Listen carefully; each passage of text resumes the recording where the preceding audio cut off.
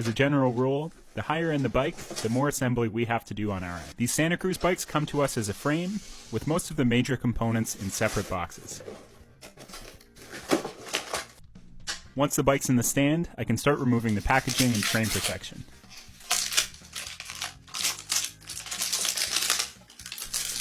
Before installing the fork, I'll get my stem, steer tube spacers, and headset bearings all within arm's reach.